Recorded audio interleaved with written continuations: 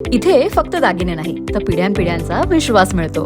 परंपरेची झळाळी आणि विश्वासाची खात्री. कैलास अडगावकर ज्वेलर्स, दत्त मंदिर बस स्टॉप, नाशिक रोड. गामणे मैदानावरील मॉर्निंग ग्रुप आणि श्रीराम महिला मंडळ गामणे ग्राउंड यांच्या संयुक्त विद्यमाने आषाढी एकादशी निमित्त विठुरायाची आणि रुक्मिणी मातेची फुलांची पालखी सोहळा अत्यंत उत्साहात पार पडला. या धार्मिक आणि सांस्कृतिक सोहळ्याने संपूर्ण परिसरात अभंगमय भक्तिमय वातावरण निर्माण झाले. पालखी सोहळ्याचा मार्ग आणि पूजाविधी मंगळेश्वर महादेव मंदिरापासून पालखी सोहळ्याची सुरुवात झाली. यावेळी मंडळाचे अध्यक्ष यांच्या हस्ते विधिवत पूजा करण्यात आली. त्यानंतर खंडेराव महाराज मंदिरावरून पालखी दादा गुरुजी उपाध्याय यांच्या निवासस्थानी विश्रांती घेऊन आणि पूजन करून रस्त्याने फुगड्या खेळत बँड पथकाच्या तालावर निघाली.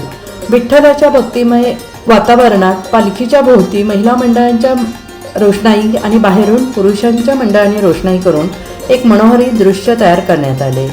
विठुरायाच्या घोषणा देत गामणे मैदानावरून पालखी मारुती स्वयंचलित मंदिरात आणण्यात आली. आयोजन करत असतो. यावर्षी नवीनच आपलं मंगळेश्वर महादेव मंदिर झालं.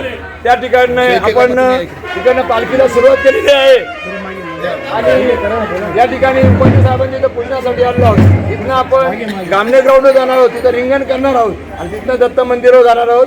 त्यानंतर आपले शेळके साहेबांच्या इथं आपले खिचडी चहा सगळे कार्यक्रम होणार आहे. आपण सर्वांनी सहकार्य करायचे. इथून पालखी ही पुढे राहणार आहे महिलांची आणि आपण सर्व लोकांनी त्यांच्या मागे राहायचंय. आलं लक्षामध्ये. धन्यवाद. जय री. आषाढी एकादशी निमित्त अत्यंत सुंदर ही पांडुरंगाची पालखी निघत असते. यावर्षी हे 3रं वर्ष आहे आणि या पालखीसाठी परिसरातील अनेक भक्त भाविक उपस्थित असतात. पंढरीनाथ महाराज की जय, माऊली ज्ञानेश्वर महाराज की जय, संत तुकाराम महाराज की जय, गोपाल कृष्ण भगवान की जय. भाविकांनी या ठिकाणी दर्शन घेतल्यावर पालखी विश्रांतीसाठी जालिंदर बाबा शेळके यांच्या निवासस्थानी आणण्यात आली.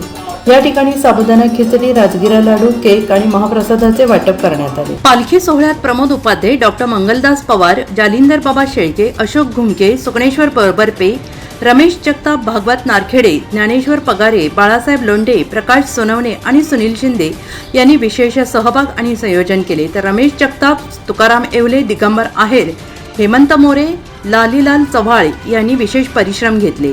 शेवटी भक्तिमय वातावरणात भजन गोंधळ म्हणून या पालखी सोहळ्याची सांगता झाली. NCN न्यूजसाठी सचिन दिवटे, नवीन नाशिक.